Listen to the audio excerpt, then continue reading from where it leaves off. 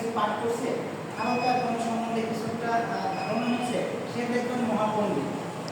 সে দেখবেন যদি মহাপণ্ডিত মহাজ্ঞানের একটা চিন্তা চেতনা নিয়ে যদি আপনাকে উপস্থাপন করার চেষ্টা করে, তাহলে দেখবেন ওইটুকুর ভিতর সীমিত।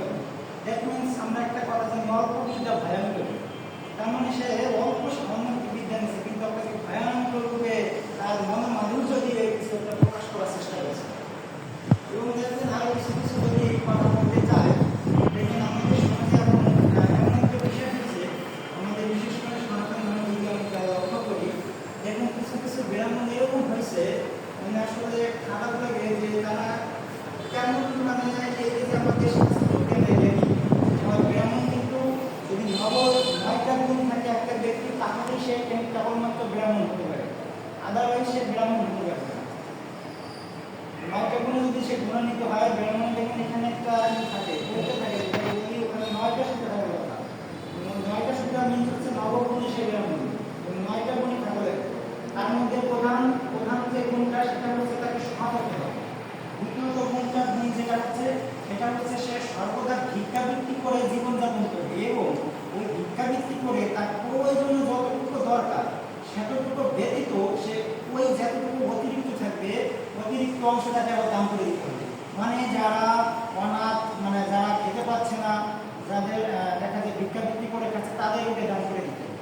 এবং তাকে এই ধর্মশাস্ত্র সম্পর্কে সম্পূর্ণরূপে হলেও জ্ঞান থাকতে হবে, এবং অন্যকে সেই শাস্ত্রের সঠিক পথ দেখানোর মতো তার এনার্জি থাকতে হবে। কখনো বিচলিত হওয়া যাবে না, কখনো কারো টাকা নিতে হবে, এবং একজন সৎ গুরু। তো আমরা কয়জন ব্রাহ্মণকে দেখি, দেখবেন একটু এই বইটি পড়ে কিছু একটা শিখছে, সেই একজন বড় লেভেলের ব্রাহ্মণ। এবং দেখবেন কিছু কিছু আরো আছে এরকম, যদি বলি যে একটা বাংলা কথা বলে, কানে দিলাম ফিস ফিস, মাসে মাসে চান্দা দিস, এরকম একটা বিষয় দাঁড়িয়েছে যে আপনার কানে কিছু একটা বলে যায়, মাসে মাসে আমাকে গুরুদেব রে বাসায় নিস, মাসে মাসে চান্দা দিয়েছিস আমার বাড়ি এসে। এই সমস্ত ভণ্ড গুরুদেবের কাছ থেকে যদি আপনি শিক্ষা নেন, তাহলে কি আপনি আপনার ধর্ম সম্পর্কে জানতে পারবেন? তখনই আপনার ধর্ম সম্পর্কে সঠিক জ্ঞান ধারণা হবে কখনো। তার মানে অবশ্যই আপনি ভুল জ্ঞান ধারণা নেবেন, তার মানে অবশ্যই আপনি বিপদে থাকি করবেন, এটাই স্বাভাবিক।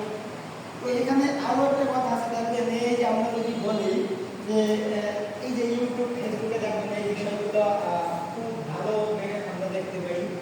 এরপর আরো দেখতে পারি যে অবসমষ্টি, এই আমি এটা মাত্র বলতেছিলাম যে আমাদের পূর্বপুরুষের কিছুটা পড়ে আসছে, আমরাও সেই পথে ধাবিত হচ্ছি, আমরাও সেইটা অনুসরণ করতেছি, কিন্তু আদৌ ওইটা সঠিক নাকি ভুল সেটা আমরা কখনো কি বলেন তো অ্যানালাইসিস করতেছি না। যেমন মা দিবস, বাবা দিবস, জন্ম পালন, হ্যাপি নিউ ইয়ার, একটু জ্ঞানী ব্যক্তির কাছে বলেন, তাহলে সে আরও একটু ভালো করে আপনাকে এটা জ্ঞান দিতে পারবে যে আসলে আপনি যার কাছ থেকে বিষয়টা শুনে আসছেন সে সঠিক বলছেন নাকি ভুল বলছেন। তো এর তার মানে প্রথমত হচ্ছে আপনাদের যে ভণ্ড ধার্মিক বা অধার্মিক ব্যক্তির কাছ থেকে কখনো ধর্মজ্ঞান নেওয়া যাবে, তাহলে আপনি ধর্ম থেকে বিচলিত হয়ে যেতে পারেন।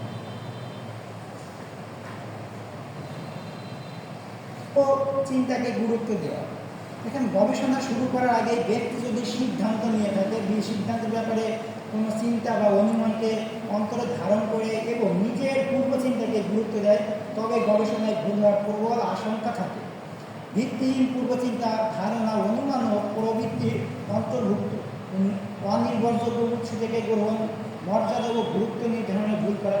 এখান থেকে যদি আমি আসলে যদি নিজের থেকে একটু বলার চেষ্টা করি, সেটা হচ্ছে দেখবেন যে আমরা যদি কোনো কাজ না করে, কর্ম না করে ফলের আশা যেমন করে থাকি, ঠিক এখানে সংক্ষিপ্তভাবে ওই কথাটাকে বলা হচ্ছে যে আপনি ঘরের একটা জিনিস রোপণ করবেন, সেটা থেকে অনেক কিছু অনেক টাকা লাভবান হবে, এটা চিন্তা করলেন যে আমি এত টাকা লাভবান হবো, এটা করবো, কিন্তু আপনি কি করলেন, ওই বৃক্ষটাই রোপণ করলেন না।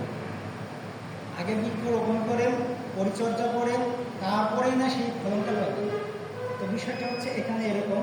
তো এখানে ভগবান নির্বাচকে বলা হচ্ছে বহুনি মেয়ে জ্ঞাতিতানি জন্মানি তব চার্জুন তাহর নাম বেদ সর্বাণী ন তম বেদ পরন্ত। অর্থাৎ পরমেশ্বর ভগবান বললেন, হে পরন্তপ অর্জুন, আমার ও তোমার আমি সেই সমস্ত জন্মের কথা স্মরণ করতে পারি, কিন্তু তুমি পারো না।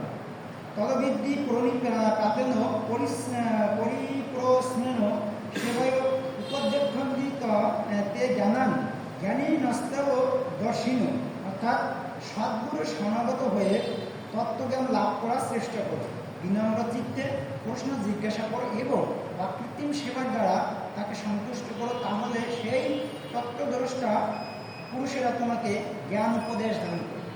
তার মানে যেটা আমরা আগেই শেষ করলাম যে অধার্মিকের কাছ থেকে প্লাস ভণ্ড ধার্মিকের কাছ থেকে, ভণ্ডগুরুর কাছ থেকে যেমন ধর্ম নেওয়া যাবে না, ঠিক তেমনি আপনাকে একজন সৎ গুরুর কাছ থেকে ধর্ম সম্পর্কে যদি আমরা জ্ঞান লাভ করার চেষ্টা করি এবং তাকে অকৃত্রিম সেবার দ্বারা সন্তুষ্ট করি, তাহলেই আমরা ধর্মের পথে ধর্ম সম্পর্কে জানতে পারবো এবং কি করা উচিত কি না করা উচিত সেটা সম্পর্কে কি জ্ঞান